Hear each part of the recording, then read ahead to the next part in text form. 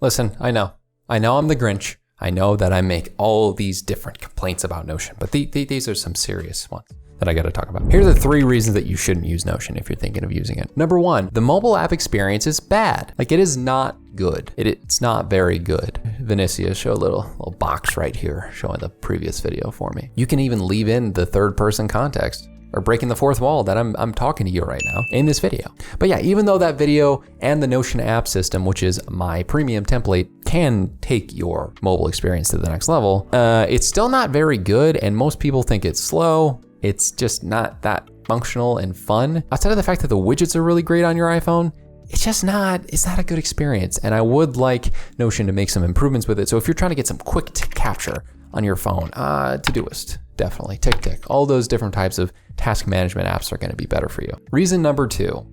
So this is something that happened recently. I was on a call with a client and I was asked, hey, is that new Asana sync database good? Actually, no, I brought it up to him and was like, is it good? Okay. So I made a sync database with Asana. Here's a problem that I have, okay? It's called a synced database, right? Correct, okay. I'm glad we're on the same page about this. Is it cool that I can add a checkbox and add a property so that I could actually indicate whether these are done? From my end on here, yeah, that's cool. But you know what kind of sucks? The fact that it is a integration, however, all it really is showing it and connecting it to certain properties. I cannot edit anything on here. I can add new properties and edit it, but in that circumstance, outside of it being for my own personal use, it doesn't help from a team standpoint.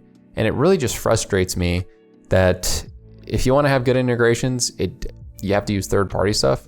I'm a productivity enthusiast. I am a Notion consultant, and I can give you integrations through things like make.com if you want. But if you want native integrations, look somewhere else, because this app does not have them. And number 3, there isn't really a simple way to have a lot of notes within Notion. Now, okay, there is, but there isn't a way that a lot of people think is intuitive. Like if I go into Craft, the reason that a lot of people liked the switch to Craft from Notion is because on the side here, you can have a lot of very basic things like, it's connected to your calendar. There's different folders that you can make. There's different templates that are very easily accessible. And when you make a new document, here's a couple example pages. I add a new folder, school. You can see pretty quickly how easy it is to just navigate and add new pages within here and new folders. And it works more like a general note-taking app. Notion is awesome and Notion is good for note-taking, but unless you're okay with like the database structure that is within Notion, you are able to have pages within pages in here and take notes like that. And yeah, you can pin this as a sidebar, but for some reason, and this is just the feel of a lot of people in the community, this just doesn't feel as good from a note-taking perspective as something like Craft, or even,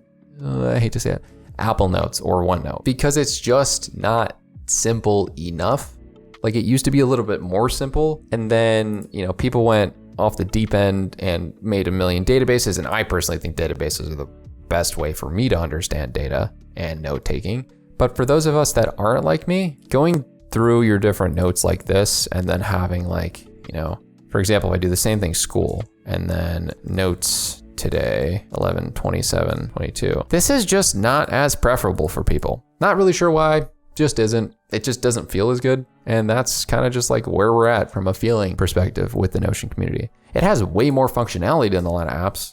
When it comes to what we can do with the backslash, it has an AI in it now. It has more blocks, it has more mentions, but it just doesn't feel the same as something like Craft to the average note taker. So if you're looking for just like basic note taking or something with integrations or something with a great mobile app experience that's a note taking app, Craft might be a better option. And this wasn't meant to be a Craft versus Notion video, but kind of shows you that because I'm gonna get more into that in tomorrow's video. And if you wanna learn more about productivity in general, make sure to check this video out right here.